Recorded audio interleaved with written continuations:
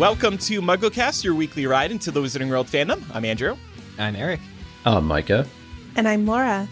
We have a big episode today. It's our big Secrets of Dumbledore review show. This is the first of probably several episodes in which we're discussing this third movie in the Fantastic Beasts franchise.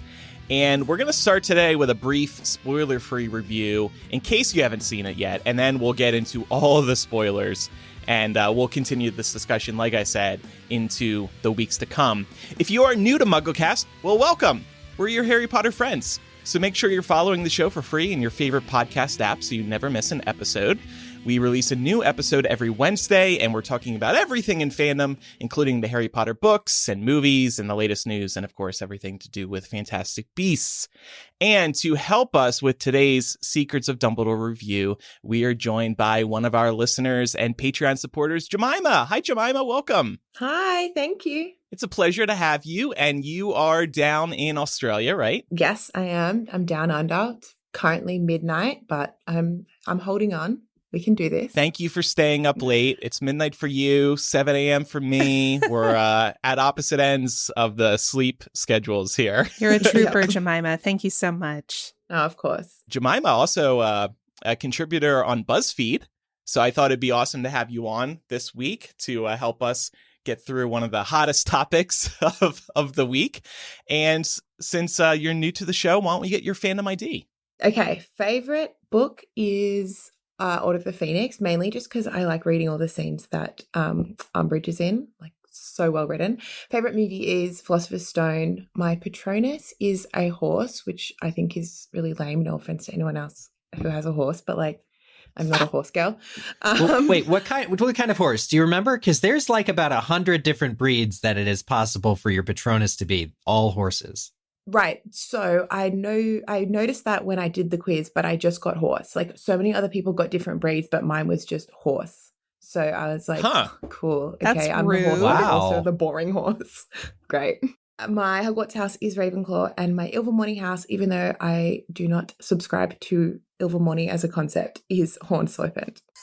Even when Ilvermorny was first announced, you didn't subscribe to it? Like, You were just like, this is exciting. But then I was like, okay, I did the quiz, but it's like, okay, Hogwarts, sure, it's not Australian, but I've read about it. How can I relate to this American school that I've never cared about ever, and suddenly it's just like a big thing? If it was an Australian wizarding school, then you probably would have been 100% more into it. Very on board. Okay.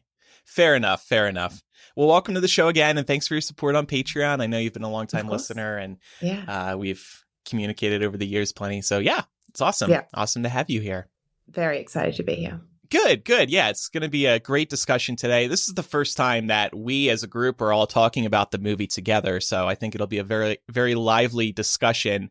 Before we jump in, though, we do need to remind everybody that we don't agree with J.K. Rowling's position on trans rights.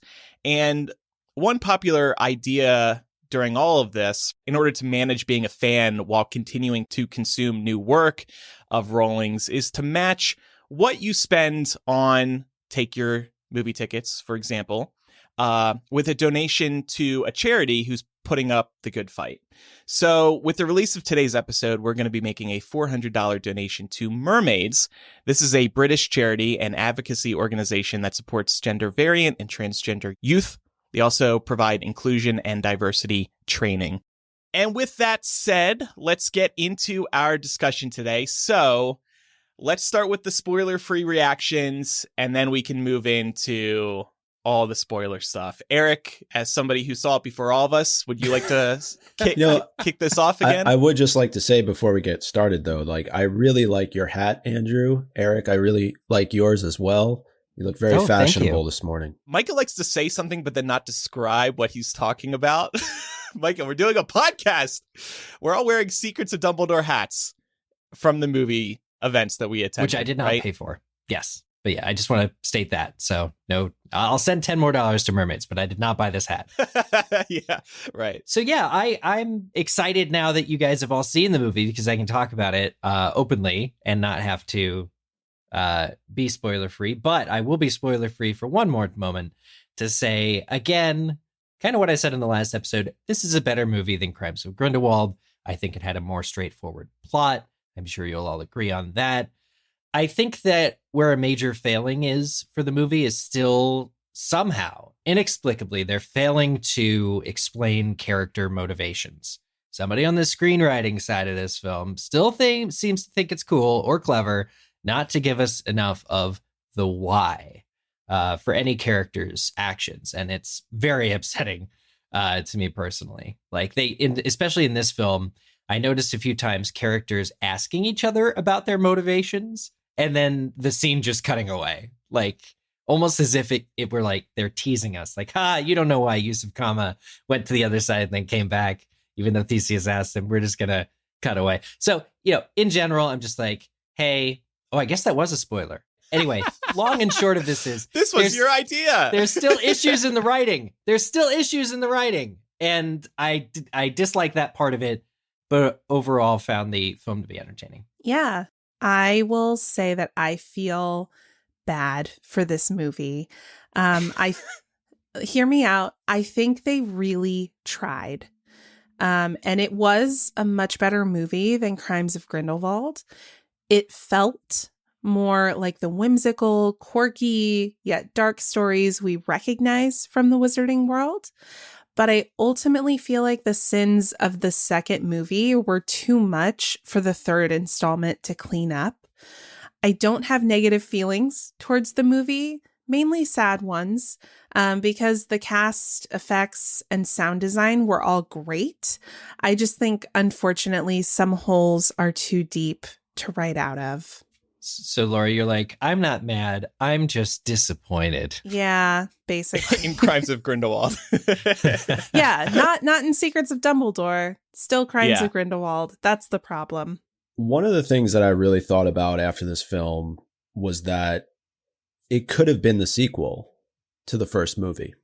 I don't even think that you needed Crimes of Grindelwald. You could have just jumped to Secrets of Dumbledore, and maybe fans who haven't seen the second film may want to try that and see how it works for them. But I do agree with what Laura said. I feel like on the whole, this was an enjoyable movie. I found myself paying attention throughout, but the writing still wasn't exactly where it needed to be. There was a little bit too much of that Hogwarts nostalgia, and I think we're going to talk about that a little bit later on. I think there was relied upon at times too much. But all that said, like, I enjoyed the movie. I can't say that about Crimes of Grindelwald. So, yeah.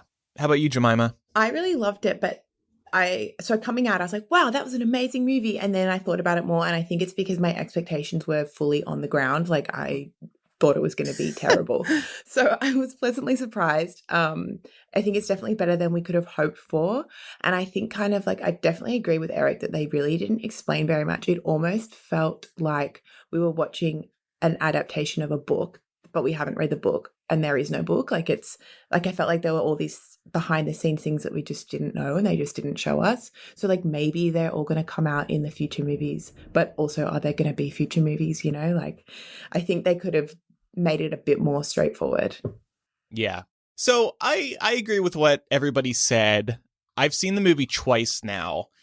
The first time I saw it, my expectations were pretty high. I got swept up in the marketing. I was excited for another movie in this franchise. I was hopeful that Steve Kloves really straightened this out. So within like the first 30, 45 minutes, I started to lower my expectations because I started to realize it just wasn't going to be the home run that I was hoping for. But I liked it a lot more the second time with my expectations lower.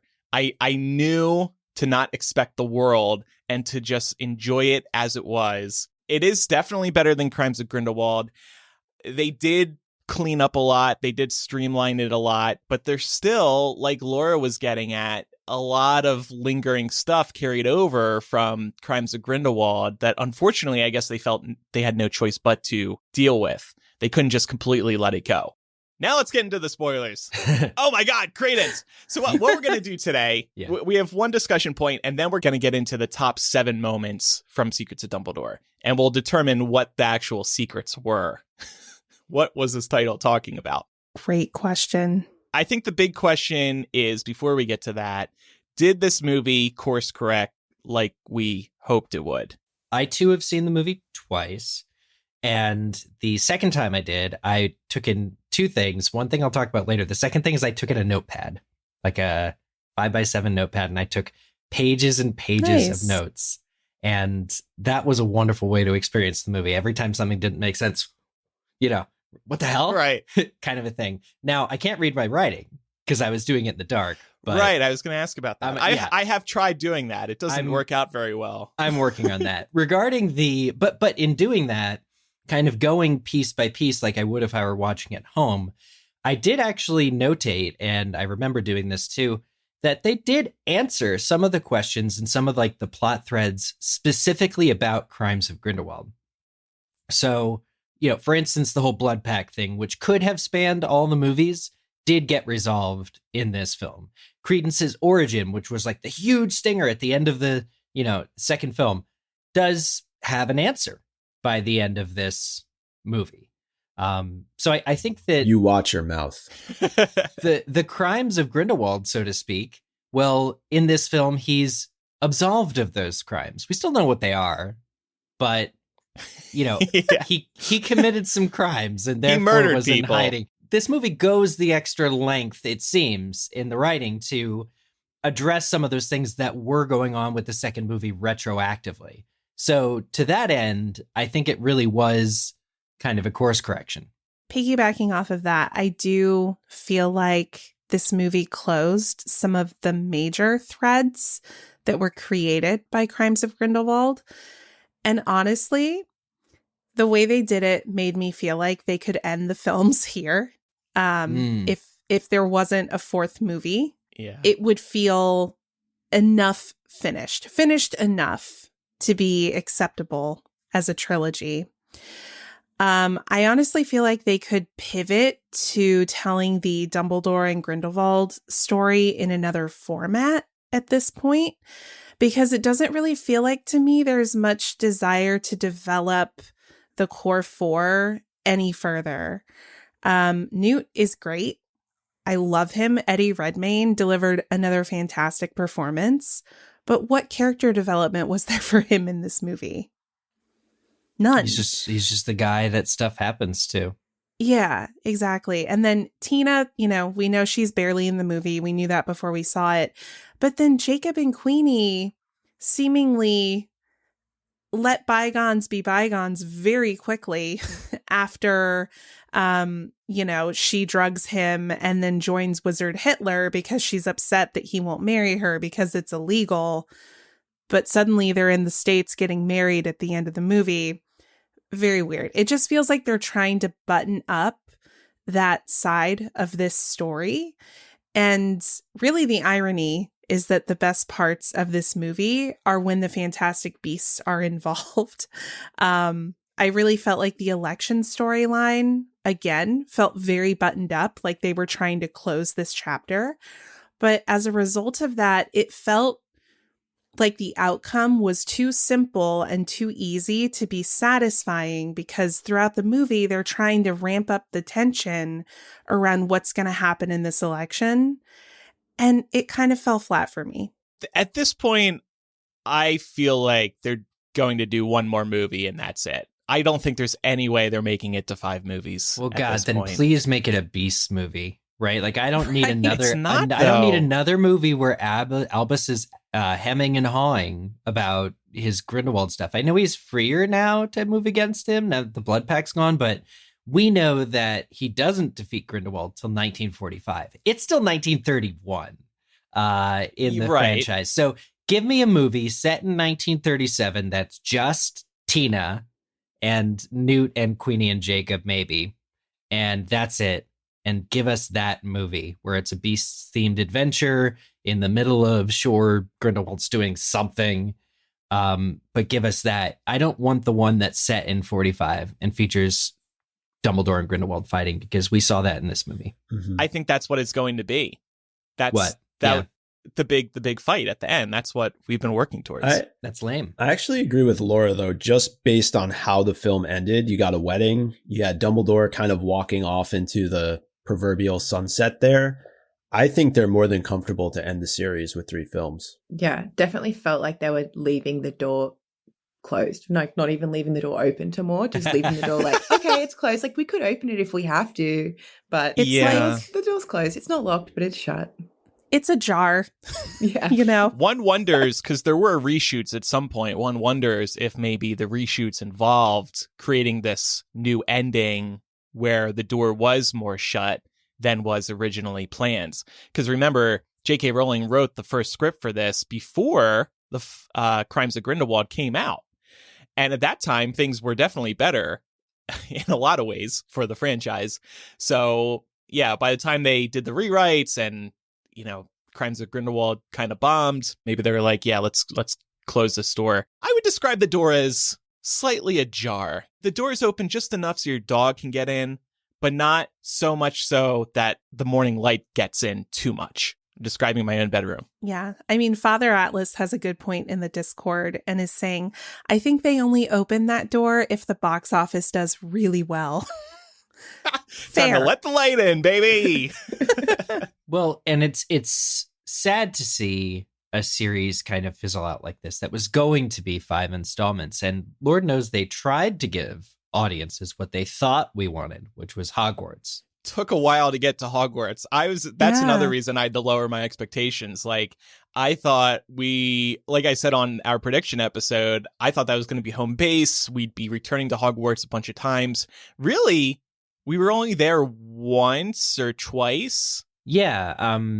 But if you count Hogsmeade, which is just down the road, we were there a lot more. The Hog's Head was That's more fair. of a base of operations than Hogwarts in this. Yeah. Agree. Which I guess makes sense. They don't need to put Aberforth at Hogwarts. That would be a little too strange. Yeah, honestly, I was afraid that they were going to feature Hogwarts more in the movie than they did. And I have to say, I was pleased that we didn't actually end up seeing that much Hogwarts. Does call the marketing into question, though, because the marketing really made it seem like that's where we were going to be. I'm going to sue Warner Brothers for all that misleading marketing. Does anybody want to join in with me on a class action? I'm working on this now with my lawyer. It's like that the poster. class action. Did you see the class action suit of the people suing the Deepwater producers because Anna de Armas, or not Deepwater, it was a different movie, but Anna de Armas was in the trailer way more than she was in the movie. And so they actually sued and won, and they got a class action suit. People got like $7 back for what they paid for streaming. Whoa. That's what we're going to do. That's what we're going to do. We got to mobilize. Get me that lawyer. That's a huge flex to want our money back for something. We could talk about that more on the next episode. That's going to be in our odds and ends discussion. But Jemima, is there anything you wanted to add here on the question of course correcting? Yeah, I say I totally agree with what everyone's saying, but I reckon it did course correct in terms of the vibe and the tone. Like, it definitely felt more like a Harry Potter movie than Crimes of Grindelwald, kind of like the first Fantastic Beasts did. I think it's like, you know, the way they shot it and the music and the scene with like the little crab thingies. I don't know what they were called. But yeah, I think they, in terms of tone and vibe and whimsy, they're definitely getting back on track. I agree. I think, you know, I noticed this when I was in the movie, and I'll talk about it a little bit later, but the tone was right. The vibe was right. So if you were able to sort of disconnect and not let your brain ask too many questions, it would be very easy to have an enjoyable experience watching this movie. So I think that is important. If you want to enjoy this movie, go into it understanding that it's not perfect and you will have a good time. But if you're super fans like we are here, your brain is going to wander and you're going to be like, but why? But also why? I was thinking about this too, because we here on the podcast and many fans love to analyze the books and movies very deeply. We want to pick apart every little thing and we think everything has a reason. So we were kind of raised on this idea of thinking that way when consuming Harry Potter content. And then we get Crimes of Grindelwald, Secrets of Dumbledore. And like you're saying, Laura, you can't think too hard about it because then things don't check out. And we'll get into some of that in our discussion here. Yeah. I think it kind of goes back to what Jemima was saying, where, you know, you don't necessarily have source material. And that might be what you're saying too, Andrew. Like with the Potter series, we had books that we could reference, so we knew what was being left out or we knew why certain corners were being cut. But in this film series, it's a little bit harder to do that. We don't have something to go back to. The thing is, that would have been a perfectly fine discussion point after movie 1, but by movie 3, they need to have figured out how to communicate simple things like character motivation. Otherwise, it's a huge failing of the movie to not be able to do that. They should be figuring out a way. Like this movie actually took away the title placements when you go to new places. Like the second movie has those. Oh, the third movie does not. I'm like, I forgot about that. For clarity, just give us the name of the place we are when we go somewhere across the damn world. I can't even spell Bhutan. Okay? Like, what if it said Hogwarts with 10 exclamation points when we got to Hogwarts? Have a little fun with it. Quidditch. But in certain ways, this film is even less clear than the last one. It's a step backwards. Like, what are they doing? Clearly, their goal is not to explain to us anything. The movie just exists. All right, so let's get into these top 7 moments from the movie. We're going to start with what is probably the biggest one of all, the one that Crimes of Grindelwald ended on. Credence, or Aurelius, is actually a Dumbledore. What? A lot of people thought Grindelwald was lying. Turns out he wasn't really lying. Aurelius is Aberforth's love child. This is definitely a secret of Dumbledore. It's introduced in a subtle way. Honestly, I almost didn't hear it. It's said so quickly, and you're like looking through a door when Albus mentions it to Aberforth. I started putting the pieces together when we saw Credence communicating through the mirror, because in the trailers we saw Aberforth communicating through the mirror. And I'm really mad that in the trailers they showed Aberforth's side of that conversation. I wish it was Credence's side so that we didn't know, because of how it's laid out in the movie, we see Credence looking at the mirror first. I wish that they used Credence in the trailer for that reason. Yeah. Mm-hmm. Let's just talk about this, Micah.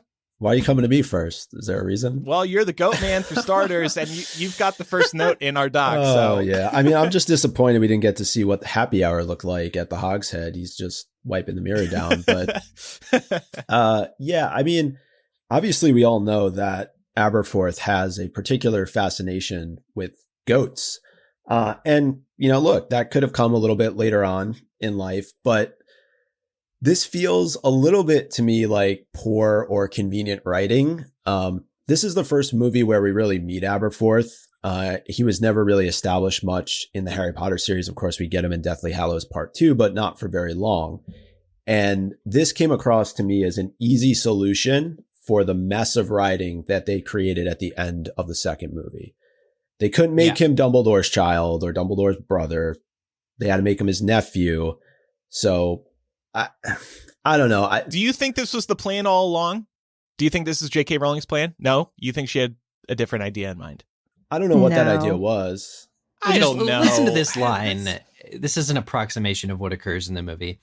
The same summer that Gellert and I fell in love, Aberforth and a woman fell in love. Like, come on. I guess I can buy it. Just like, so these brothers were so dedicated to taking care of their sick sister, except the same summer they all decided to turn their heads and get romantically involved with somebody. Love just happens sometimes. You can't plan it. Especially when you're a teenager.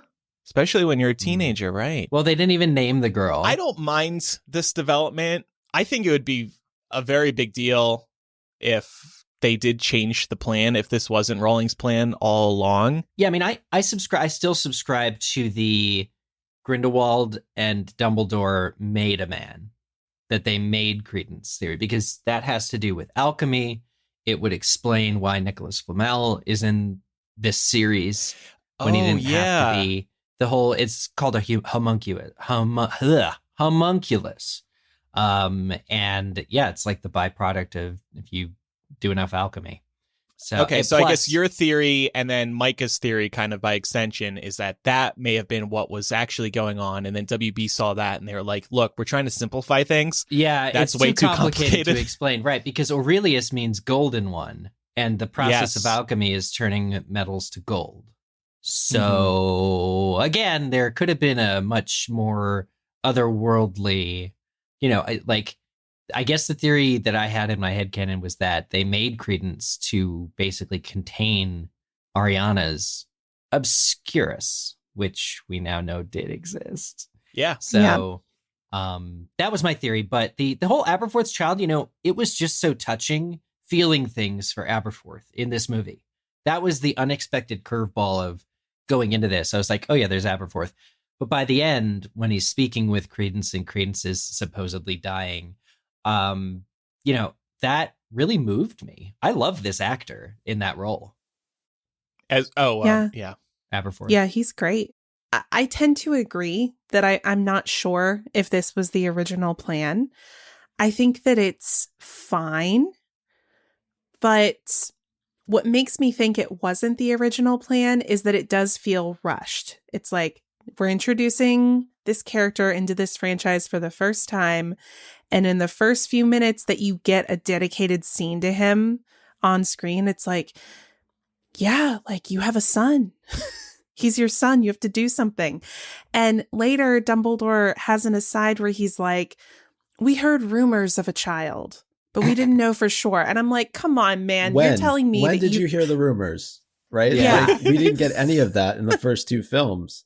Well, furthermore, when he tells Credence is, we didn't know. I swear we didn't know. It's like, well, you did. At what point do you find out? Like Dumbledore lying? Where? Yeah, he has to be. Or because of how awesome, and we'll talk about this, how awesome Jude Law is in this film, how vulnerable this version of Dumbledore is in this film. I believed him when he told Credence, we didn't know, we swear. So somehow that means Grindelwald knew something that Albus didn't, and maybe Albus only just found out based on some kind of science experiment when he opened his watch with all the planet positions. That's such a good point, though, Eric. Like, that's the other side of this. How did Grindelwald know that? Yeah, Grindelwald knew before Dumbledore did. Maybe. Like I said, Grindelwald can see the future. Yeah, but I don't know. Only clips. Look at those puddles and mirrors he was looking in. I think he's got a good handle on that. I tweeted this out that I thought Steve Clovis got confused on what kind of kids Aberforth really likes. Wow. Listen, to that point, I love this because what if we were wrong the entire time about Aberforth and goats? The book canon says he was caught practicing illegal charms on a goat. But what if it wasn't sexual? What if he's not a sexual deviant? What if he's just trying to save his kid?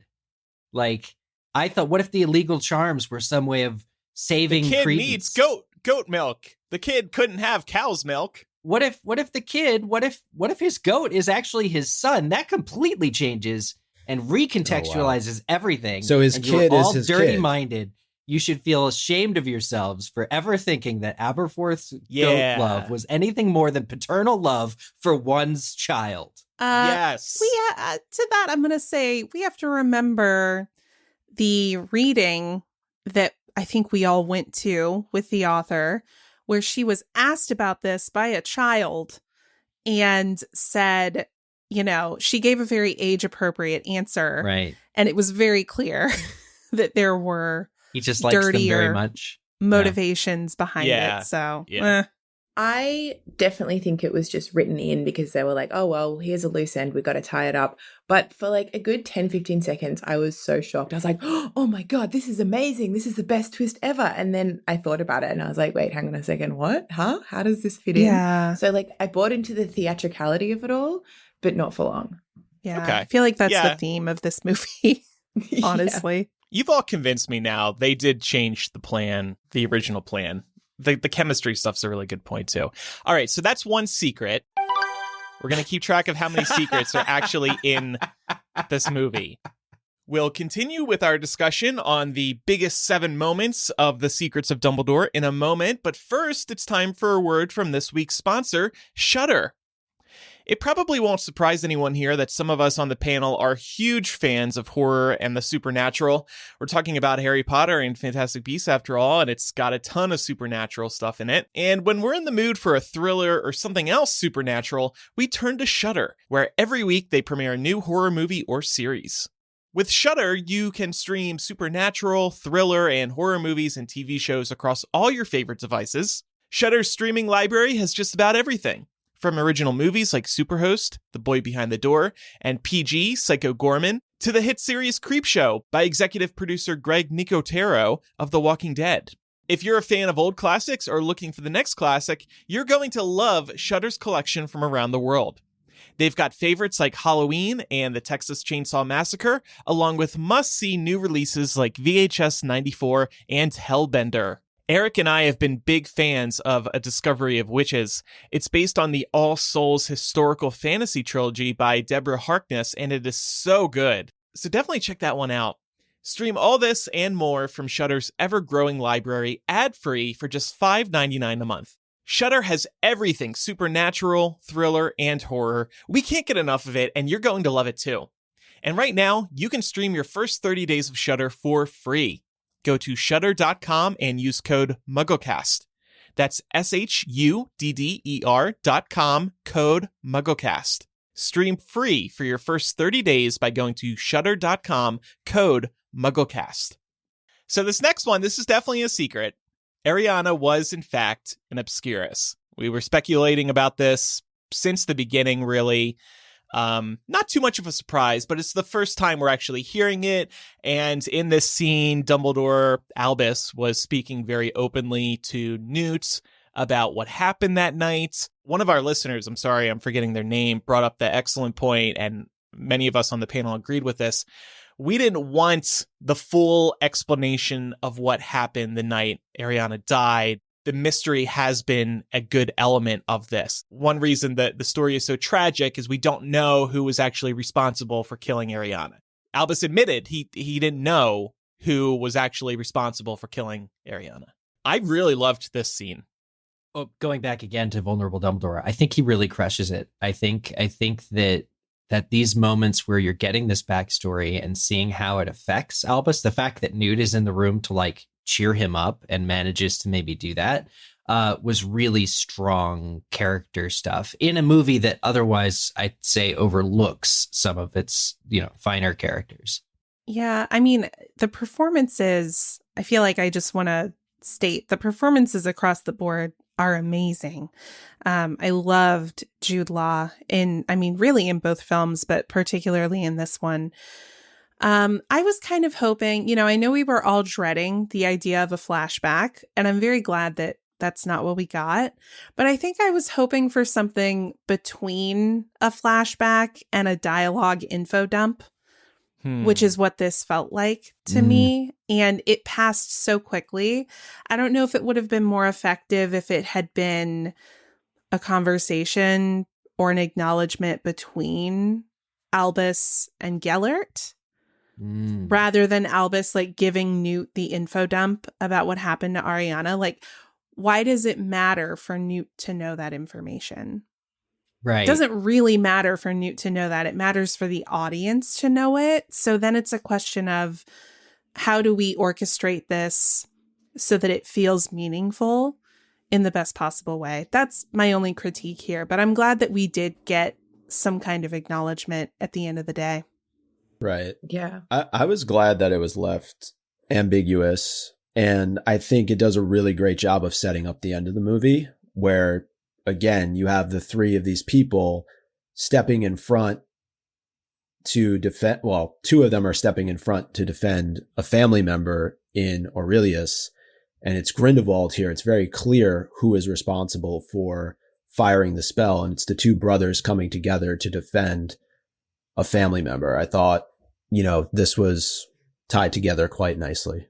Yeah, I mean, the idea that talk about what happened to Ariana is then held up at the end of the film as being like, a bookend of they're doing this again. This is happening again. Very Twin Peaksy with Credence. I feel like that could have been clearer, though. Like you do the work and be like, oh yeah, that reflects off that. But because the original scene was not visual at all, it was just, to Laura's point, an info dump. I don't think that is necessarily clear. And Jemima, I think you have similar thoughts to Laura. Yeah, it definitely felt very anticlimactic. Like, how long have we had this theory for? How long have we been talking about this? And then suddenly Dumbledore's just like, oh yeah, she was an obscurus. It's like, oh, yeah. Oh, okay, cool. All right, great. But then, okay, as I say that though, I'm kind of thinking like of the percentage of people going to the cinema to watch this, maybe only like 5% are us who are like having these like these theories. So for everyone else going to like, okay, whatever, like we're like, we want more. But really at the end of the day, like we're a very small minority. I don't know. It's like, how do you do the line between the two? That is something we always have to keep in mind. We do operate in a bubble here, and most people, are not thinking about Ariana being an obscurus. Although everybody should be in our bubble, because then we would have many more MuggleCast listeners, and that would be great. Well, and let's not forget, like, the first film establishes, and Sonia reminded me of this, the first film does establish that Newt is actually pretty darn familiar with obscurials. He actually managed to separate an obscurus from a person. The kid died. It was a Sudanese girl, I think. And that obscurus lives separately in his case. But we really aren't dealing with the obscuruses in this movie. Newt's own experience separating, that from its host doesn't come up. He doesn't mention it to Dumbledore. Oh, Dumbledore, could we still fix this, for credence? It doesn't come up. It's not, the movie's not interested in it. It just very much seemed like we're just going to give the people what we're going to confirm it with one line. Ariana was an obscurial and move on. But realistically, if the film were really taking all things into account and also paying proper tribute to what it's previously established, if it was interested in that, Newt probably would have brought up that he's pretty darn familiar with them. And Albus knows that he's done that. Remember, wasn't Fantastic Beasts his book published under the Obscurus Books label printing company? Remember his that? Publisher is Obscurus Books, we had a lot of theories about that too, didn't we? There's just this whole layer of all of this that is never going to be movie canon because they're streamlining too much or they're course correcting too much. And Dumbledore really sent Newt to New York, not for Frank. It was for credence. So it just feels like, kind of to Laura's point earlier, why Dumbledore would be having this conversation with Newt. It feels like he would have figured this out or been given this information much sooner about Ariana. Mm-hmm. Okay, so that was secret number 2. Here's one we can go secret, maybe? Dumbledore and Grindelwald in the cafe. Right at the beginning, bam, they hit you with it. I was in love with you, baby.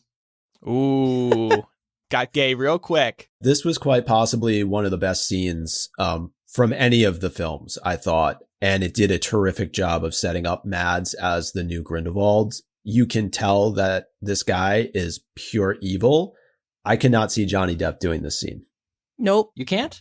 No. Could you? Maybe. I love Mads. And I love Mads for, like I said last week, the role that Grindelwald has to do in this film is very well accomplished by Mads, just like I think the role that Johnny Depp had to do in the last one was accomplished well by him. But, he basically in this scene talks about how the stench of muggles, and that really doesn't require a lot of nuance. I'm sorry, like anybody could do that line and be a huge asshole for saying it. Yeah, but did you see his face? Like, you knew what he was about to say. Like, he didn't even have to deliver the line because the way he grimaced when the server walked away from the table, there was a degree of nuance with his like physical performance that made it very clear where he was coming from. Yeah, I think Johnny Depp's interpretation was more like visual, like the way that he sort of, his hair and his eyes and like the way he spoke. Whereas I think Mads is more the way, like his facial expressions and the way he kind of holds himself. Well, yeah. To that point, the heterochromia, the different colored eyes, create a more inhuman feel for the Johnny Depp role. Whereas with Mads, they kept his eyes just cold. So I think that matters when you're talking about reading into the audience being able to understand what he's thinking. Is they made it more approachable to do that in his entire look. Yeah, he was very much a dictator in how he approached a lot of his scenes, as opposed to sort of this. He never really seemed off balance to me. Johnny Depp's character always seemed to have, and that's not a surprise because that's how he acts in general, right? In a lot of his roles, he always has this kind of edge or differentiating factor to him that makes him seem a little bit off. I never really got that from Mads, and I think that makes him even scarier, to be honest. Did y'all think that they missed a beat by not acknowledging the difference in appearance? Yes. It's so funny. It doesn't bother me. Maybe they just warmed people up with the marketing, introducing people to this new Grindelwald. And then they just thought, well, we don't really have to do anything else. Does it matter? I don't know. Here's what gets me. It wouldn't matter to me, except they already filmed a scene that's in the movie that would have been perfect to explain this. When they first get to Berlin, and Jacob looks at the poster on the wall and he gets hung up and he's like, and then the other people are walking. Then it goes back to Jacob going, huh, and walks away. That would have been a perfect moment for a line like, he changed. He looks different now. And they would have been like, yeah. But instead, that scene, the fact that the camera goes in on the wanted poster and shows the new man with Grindelwald's name that isn't Johnny Depp, is the audience supposed to be doing that calculation? Like, oh, he looks different, or oh, this is what he looks like. Because Jacob seems to be making that exact note to himself, but it's not communicated. Think about when Richard Harris unfortunately passed away. They didn't explain that. You don't need to. I know it's different circumstances, but it's what happens Jacob sometimes. Jacob and Grindelwald have a very specific history, right? So again, I think Jacob's doing that calculation in his head, but why not tell it to the audience? Well, it's also been 4 years though. Like, it's been 4 years since we've seen this character, but at the same time, I think that's why you got that opening scene in the cafe, was to establish Mads as Grindelwald without having to say, oh, by the way, Jude doesn't go to him, or Dumbledore doesn't go to him. Hey, you look a little bit different. Did you, change your hair? Maybe get a facelift? You've aged like a fine wine, Bay. For someone who's known him as long as Dumbledore has, they don't need to do that. But again, the Jacob thing, they filmed that damn scene. It's in the damn movie. Like, I know, but say out loud. That's the whole reason why they opened the film the way they did was to say, here is Grindelwald. Here's the relationship that he and Dumbledore have. This is what this movie is going to be about. Yeah, I get it. I just think, for us being as immersed in this world as we are, we clearly know. But to the point about us sort of representing the 5% of people who are really nitpicking this movie, I'm thinking about the 95% of people who are casual moviegoers and being like, but why? Because they probably don't know the context around the recasting. So they may be wondering if there's a deeper significance than there is here to the appearance change. That's all. Next movie, if there is one, Grindelwald needs to be played by Colin Farrell, and they shouldn't explain it. They just don't even bother. Regarding the restaurant scene, what kind of magic was that? I was wondering too. Because there are so many inconsistencies just in the first scene of the movie. Welcome to this movie, everybody. Dumbledore takes the train to get there, but to leave, it just bursts into flames. Dumbledore opens his eyes, and he's at the Hogshead. Somebody speculated, I think it was maybe Pat thought that he was thinking back on that actual moment, because when you see him at the Hogshead, it almost looks like he was just reflecting on a previous memory. Yeah, I definitely thought it was imaginary. The whole, watching the whole movie, coming home, thinking about it, it wasn't until this conversation that I was like, oh, maybe it was real. I fully thought that it was just Dumbledore thinking oh, if I could see my lover again, this is what I'd say to him, that kind of thing. I didn't see it as something that actually happened. But they're conveying important parts of the plot in that scene. So it's a flashback from Dumbledore. Let's say it is a memory that Dumbledore is having. It's a communication between them about the blood pact, about what they did together, why they did it. As a memory, that would be tainted. That would be flawed. If it's a real time, some kind of FaceTime conversation between the hero and the villain, that makes a lot more dramatic weight, sense. But how is that being accomplished magically then? The diner too just almost looked like it was a dream-like atmosphere. The Taco Bell, you mean? The light kept changing as well. It was getting light and dark and light and dark. I was like, what's going on here? I mean, you can say that about all of the mirror dimension sequences in this film. I'm glad you brought that up. Yeah, I want to clarify that I thought this was a great scene. Both Jude and Mads delivered amazing performances. The tension between them was palpable. Everything about the scene felt heavy. It was a great establishing scene for the movie. But I do have a lot of questions about this mirror dimension. I get that concept is very in right now in a lot of different fantastical films, but you just have to explain why and how this thing exists in your world. You can't just put it in there and expect people to be like, oh yeah, okay. And you're talking about the Dumbledore Credence scene on the street? Yeah, well that, and then also their fight at the end of the movie. Right. Yeah. Like they seem to go into this separate but identical mirror world. But so is that what it's a cinematic moment made for IMAX? Yeah. Well, my hat says IMAX. So then I think that the Blood Pact, because we see that world crumble at the end, the Blood Pact gave them a shared space, like literally their own dimension where they could go to and communicate in real time without having to take a train to get there. They can just enter, which is why they retreat there to fight each other at the end. Dumbledore brings Credence in, which I don't know how that works. It's just a bead of spittle that hits Credence in the forehead, then he's in. But that could explain the diner a little bit. If they're in, it's like their magical FaceTime. By the way, I do also feel like this movie established for the first time that Grindelwald actually was in love with Dumbledore too. I don't think we ever knew that. I've brought it up multiple times on the show. We always thought it was unrequited love, but it looks like Grindelwald was actually gay for Dumbledore. Well, especially at the end. That's a secret. Right? Hold on. Oh. That's a secret. Oh. Well, Grindelwald loved him back. I don't know if it was as clear until the very end when he says to him, "Who's going to love you now?" Right. There was, but didn't Albus also say we fell in love when he's talking to Newt or something like that? Yeah, it felt like it was mutual.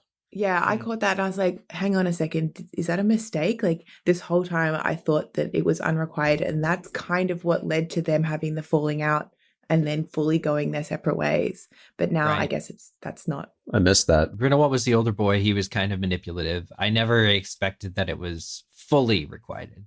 And it still might not be. Mm-hmm. Love looks different, right? So, it could be that they did love each other, but that Grindelwald's love was motivated by manipulation and control, which isn't really love, I think is important to establish.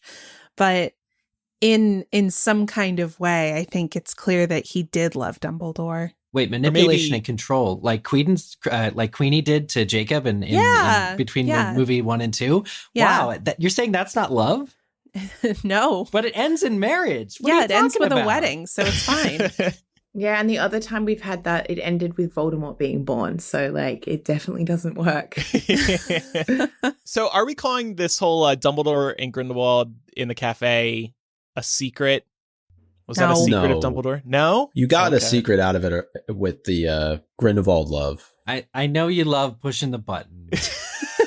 The Grindelwald love, but also, it's the first time we're hearing Dumbledore say, I was in love with you. So the secret is that he's gay. Yeah, but we already knew it, so I guess we're not going to count it by our rules. Okay.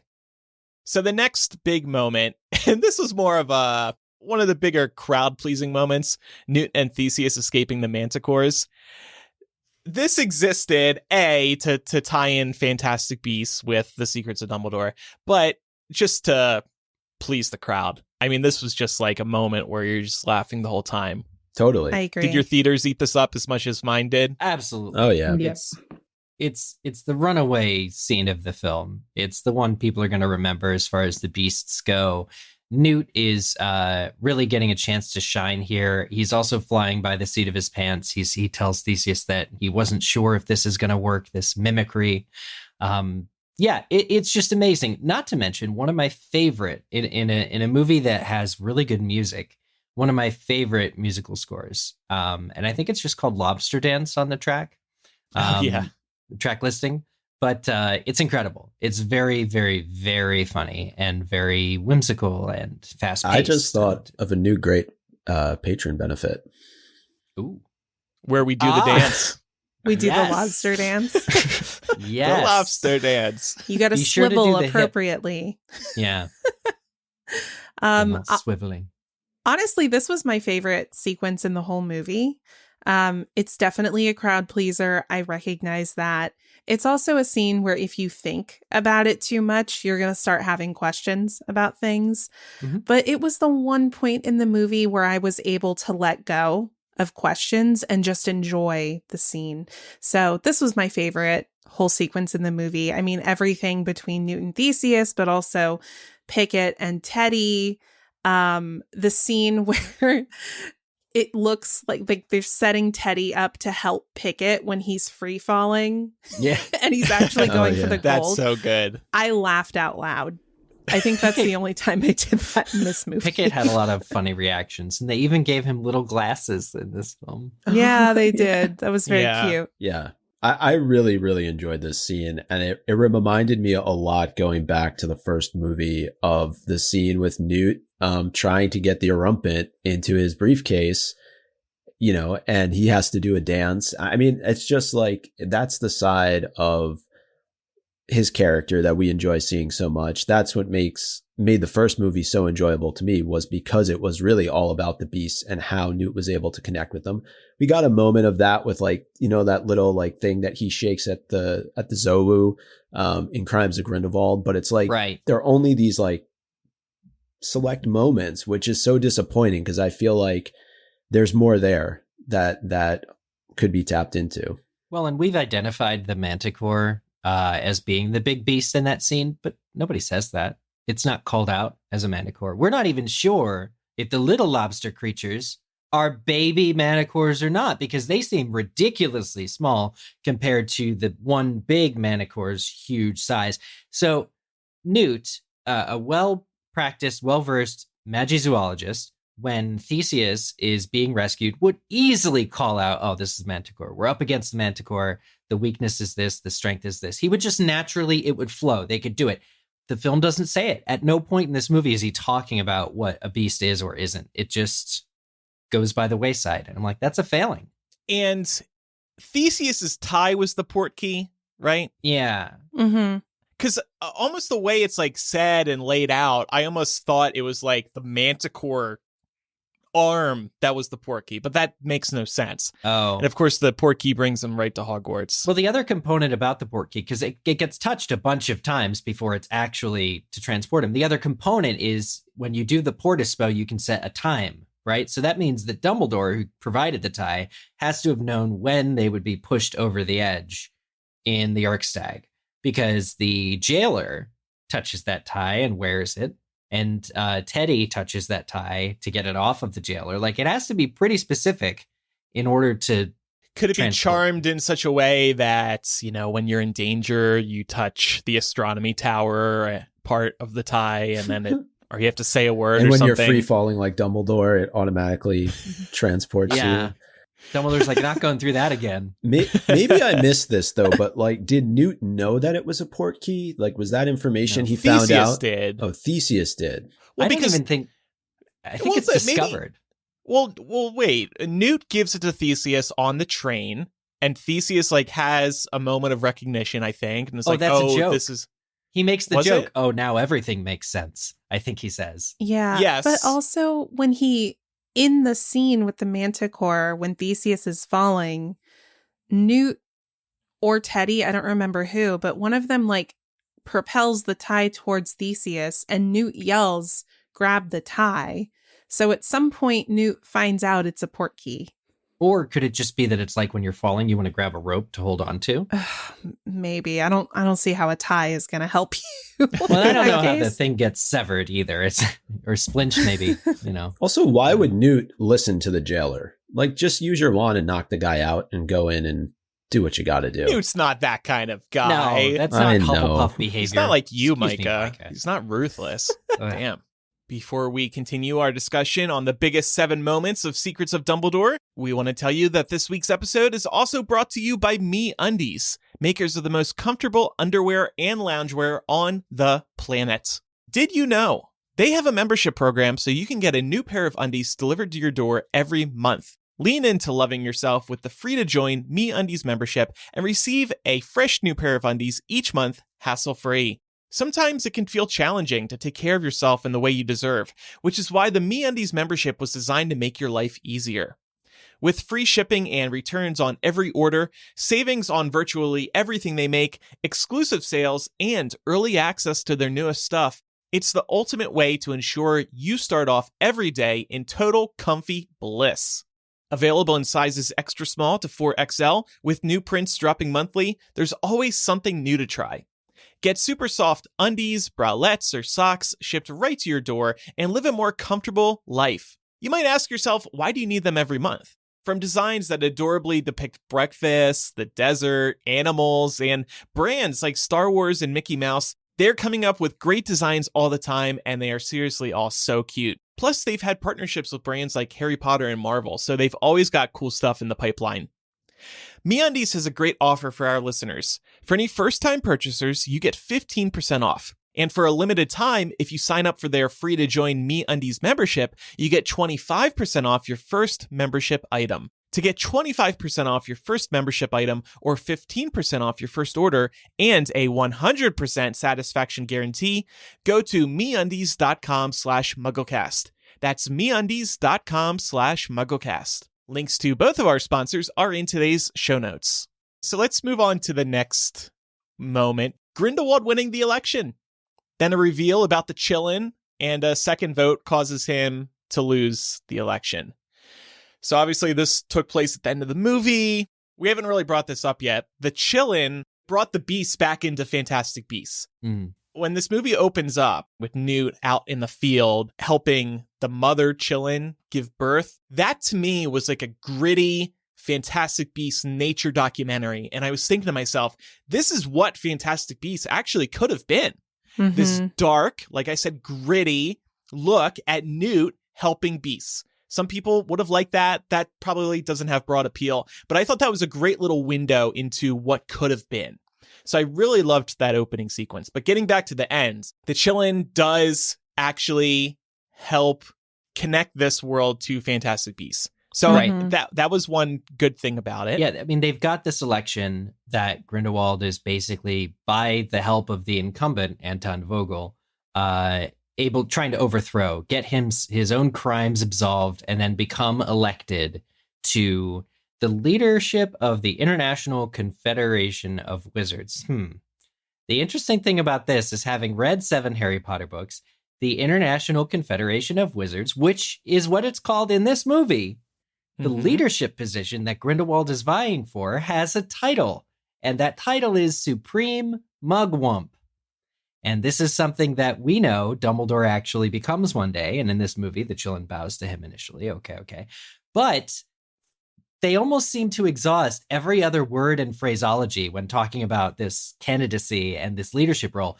The word Mugwump is never uttered, possibly for very obvious reasons in this movie. But I'm like, man, if you're going to go that hard, just go all the friggin' way. This is the wizarding world. Just talk about Mugwump like it's nothing. That's acting, baby. Say it. Say that he wants to be Supreme Mugwump.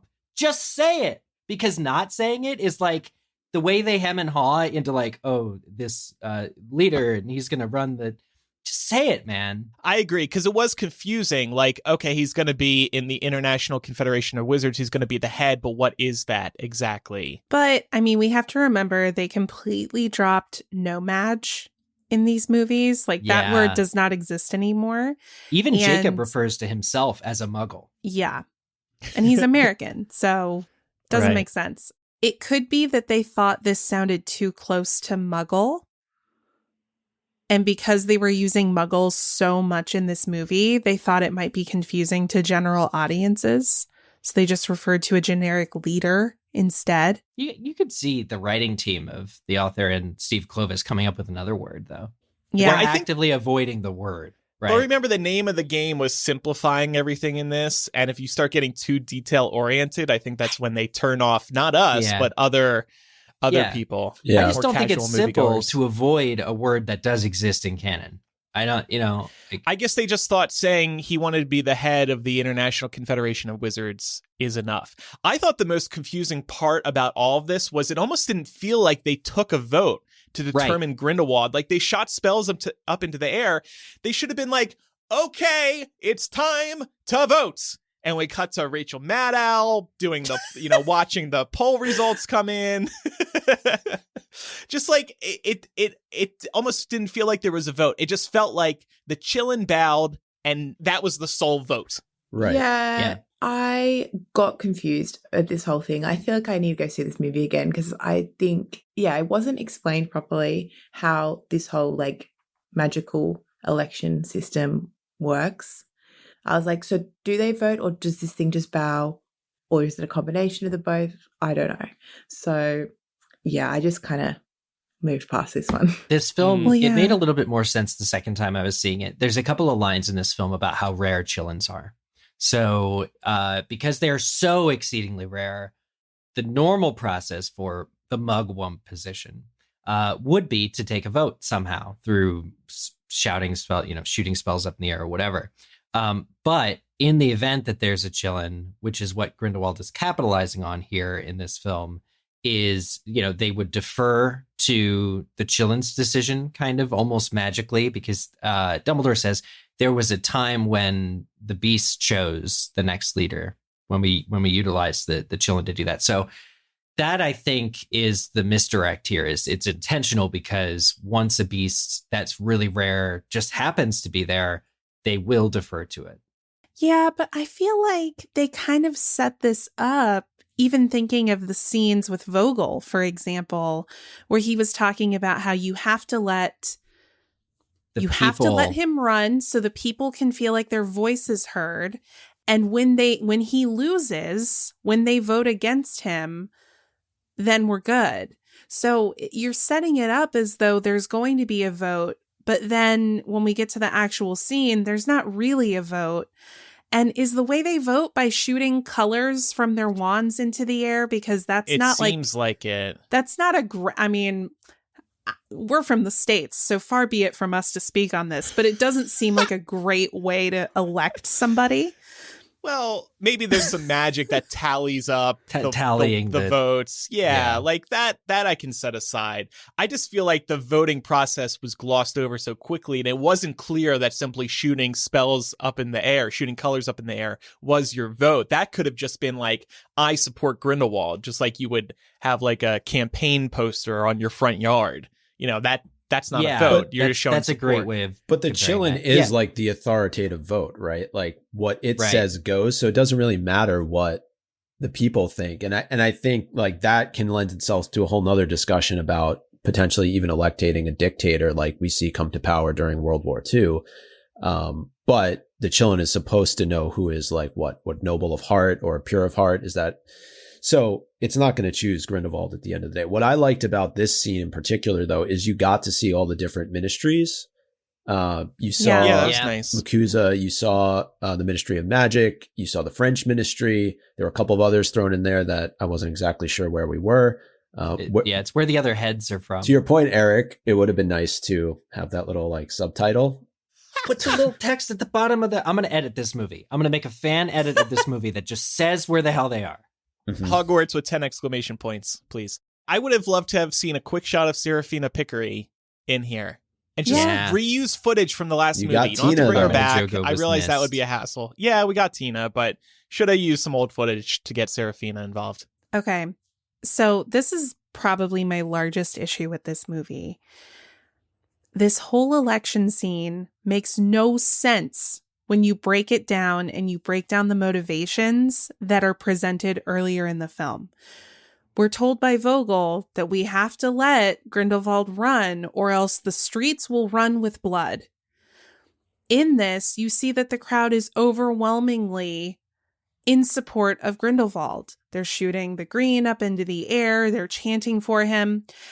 And then, like, we're supposed to believe that this crowd is going to flip the switch and go from our war with the Muggles begins today to, oh, right, the little baby purity dough bowed to somebody else. So, yeah, that's fine.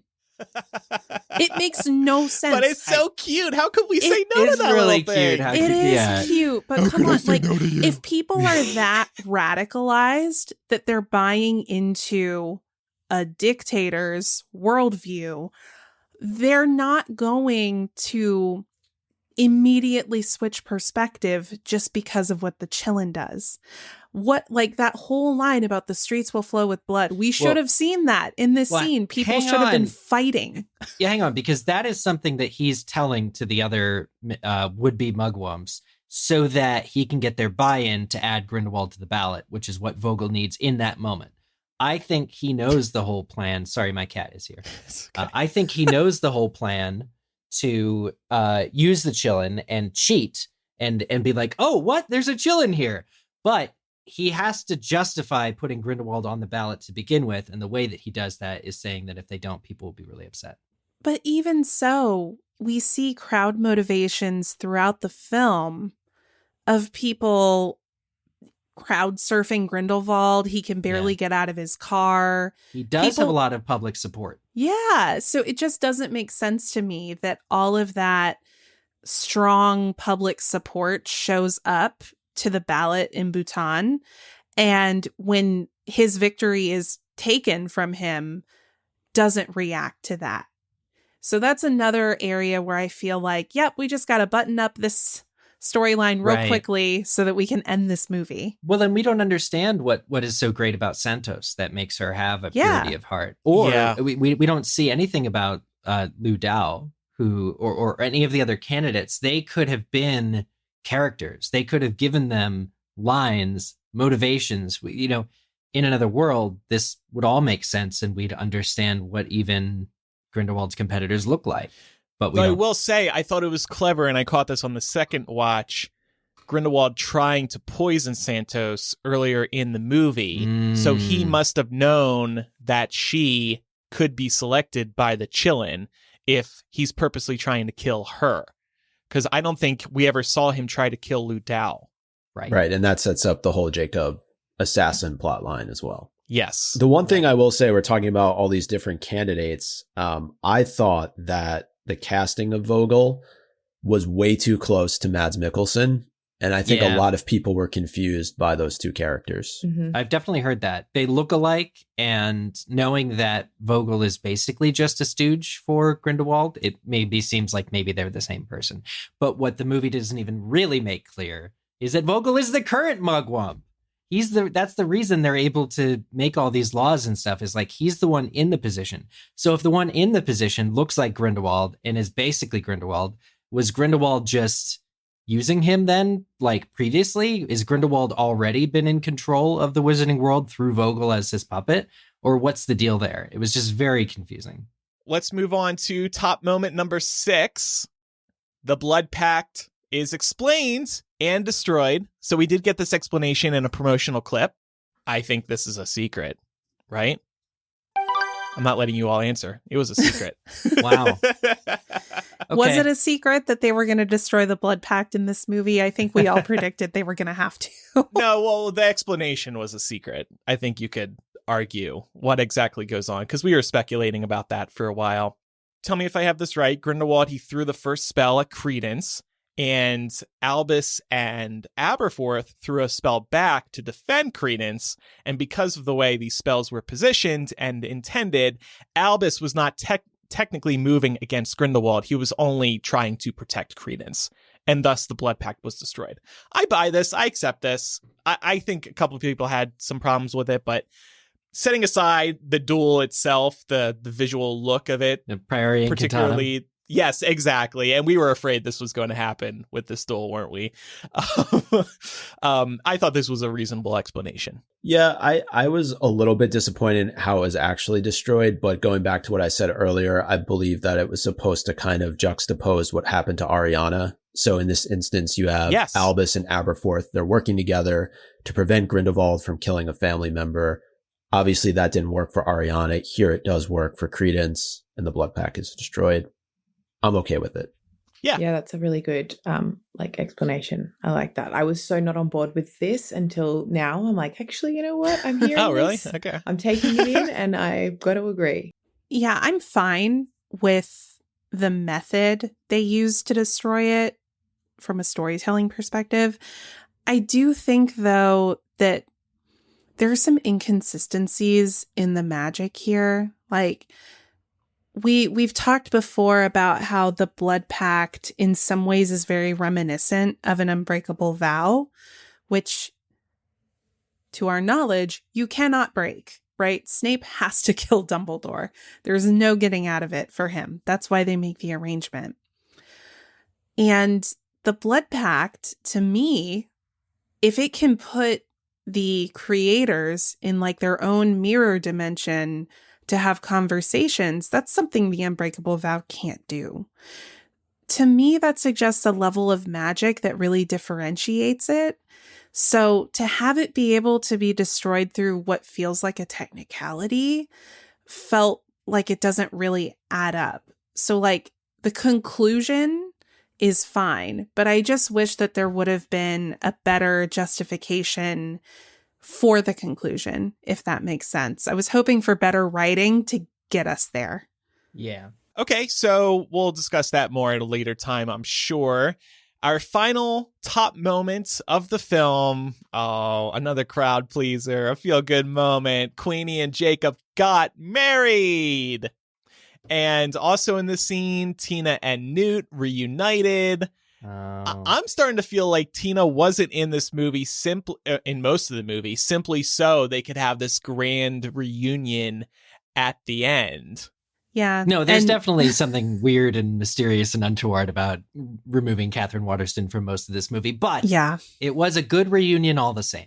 I don't know. I'm just like not sold on that relationship. I don't know if it's because she just hasn't been in it enough, but like, sorry, but just because you've got her photo in your suitcase, it's not selling it to me. Like, I need to see some chemistry. I don't see any chemistry between the two. I'm not like waiting for them to hook up. Like, I just don't get it. You don't think that they might represent a less sexually forward type of romance, like a more pure kind of romance, or even like a romance without a sexual component in it? I mean, some totally, people do, but I'm not getting it, you know? Like, I'm not feeling it through the screen. Like, I feel more chemistry between Eulalie and Theseus than I do from Newt and Tina. And that's not even, there's not a line that's written that would convey that, but it's on the screen. But every time Newt talks about Tina, he like enters a different dimension. Like when he mentions her on the train, he like is at a loss for words. I think they try to convey it. He's just super awkward. Like that's part of it too. I think you even see that at the end of the movie when he's interacting with her. But I get what Jemima's saying. Like it just hasn't been developed enough over the course of these films. It's like it was left hopefully to build upon in the second film at the end of the first, and then it didn't go anywhere. Right. Like he was chasing her pretty much the entirety of the second film because she thought that he was into Lita, which again, I don't know how that was not resolved easily, but it wasn't but anyway, I don't know. Well, it's all messy because Bunty is still very much into Newt. Yeah. Bunty seems cool with it though. Bunty seems cool with the Tina thing. It depends on how you read that line. I spent the whole movie thinking that Bunty was Tina. I was like, wow, Bunty is so into Newt. It's got to be Tina in Polyjuice. I was like, we figured it out, guys. This is what it is. The big reveal's coming. And then it never came. I was like, oh, so Bunty is just like really into Newt. Okay. Yeah. Yeah. And she has no boundaries and probably doesn't respect his choice. But the Tina thing, to say one more thing, is romantically, in terms of progression, they're no further along than they were when he left for the boat at the end of the first film and they didn't kiss. They're absolutely no further along versus Jacob and Queenie, who despite all odds are hitched now. That's an example of just totally opposite progressions. Yeah. We do see, of course, early in the movie, Jacob still has strong feelings towards Queenie and really misses her. And it becomes apparent over the course of this film that Queenie feels the same way and that she's having some second thoughts about joining Grindelwald, especially after seeing him kill the Chillin. And so I thought them getting married by the end was justified. I know we spoke on the show a few months ago about the love potion that Queenie gave Jacob and how wrong that was, and how if that is not explained or they don't Queenie doesn't try to justify it, then that was all for nothing. So it was all for nothing, and that's a massive disappointment that the love potion was even used. But look, they seem to really love each other, and I loved this marriage at the end. I thought it was really sweet to have some of the characters all together at Jacob's Bakery for this marriage. And oh my gosh, watching Dumbledore sit outside and look in after the events of this film, and after his, we see him talk about his love for Grindelwald, it really broke my heart watching Dumbledore watch the wedding from the outside. Yeah. Was he not invited? That's what was... Surely he would have been invited. Sorry, Albus, you go all the way to New York to sit outside on a bench in the cold and watch through a window. Like, just stay at home. Yeah, he had to take a boat the entire, for 2 weeks to get there, by the way, because wizards can't travel intercontinentally. We know this. I think it's far more effective to have him, honestly, more effective to have him sitting outside looking in, because you're just thinking about the fact that he doesn't have the person that he loves. And we could talk about this more next episode, but I think Dumbledore deserves a boyfriend in the next movie. It doesn't have to pan out, so it checks out with Harry Potter canon, but get him a boyfriend for the next movie. Just like a flirty waiter at Hogshead or something. Yeah, I mean, come on. Aberforth brought somebody on to because he needs to spend more time with his kid. But yeah, it's that classic distance that Dumbledore has with everybody, right? Keeping everyone at an arm's length. And so the sitting outside the wedding, but not going into the wedding is another a reflection of Dumbledore is always going to be one step removed because he is the orchestrator, the guy who can never really get too close to everyone else. So I thought that was really beautifully realized. Yeah, it was a really pretty scene. And I think it goes back to the theme of this conversation, which is that if you take this film in without asking too many questions, it's a really fun viewing experience. I think there is a place, there is a time and a place to just enjoy this film for what it is, to kind of wrap this up on a positive note here. But to Jemima's point, for the 5%ers that we are, there are a lot of questions. I think that's it for our discussion on the 7 biggest moments of The Secrets of Dumbledore. We have been critical today, but as we've said, we're all in agreement that it was a nice step up over the previous movie. Yes. I found this one to be very rewatchable, and I'm looking forward to discussing it further. And speaking of that, next week we'll be naming our favorite characters, beasts, and scenes from the movie. And then we'll go into a slew of odds and ends that we want to discuss still. So stay tuned for next week's episode with much, much more about The Secrets of Dumbledore. Before we wrap up, Micah, you were recently on a podcast I know you wanted to mention. Yeah, so in the spirit of the release of The Secrets of Dumbledore, I got the opportunity to join a buddy of mine's podcast called Everyone is a Real Critic. And what they do over there is they take a look at movies with at least a 20% difference in the critic rating and the audience rating. Now, Crimes of Grindelwald, which is the movie that we discussed, didn't fall within that range because the critics and the audience were pretty much agreed on just how bad that movie was. However, we decided to make an exception. My buddy also got the chance to come to see The Secrets of Dumbledore with me last week, so that certainly helped the discussion along in certain areas. But it was just a really fun discussion, a lot of funny moments, and they do a really great job, John and Jose, over on Everyone's a Real Critic. So I encourage our listeners, go check it out, give it a listen. They are at EARC Pod on social media, and of course you can get the podcast wherever you download your podcast normally. Cool. And we'll have a link in the show notes. And Jemima, thanks for joining us today. It was great having you on. So good to be on. Very excited to be here. Like I said, I was talking to my mum before. I was like, she was like, how long have you been listening to this podcast? I was like, I don't know, but it definitely goes back to the time where I had to download the files and then upload them to my iTunes and then plug in my iPod. So it's been a while. I remember those days. Classic. We even offered listeners a low bandwidth edition of MuggleCast, which was a lower quality version of the MP3 file in case you were connecting via dial-up and you couldn't download the file quickly. We got you. If you got your 28K modem or your 56K modem, we got you covered. But Jemima, thanks so much for joining us, and thanks for staying up late. And where can our listeners find you online? You can find me on Instagram at Jemima Skelly, and I also have a YouTube channel where I do traveling stuff. I just got back from Thailand and Cambodia, so I've got a bunch of videos that I've just put up there. That's Journey with Jemima. If you just search that on YouTube, it should come up.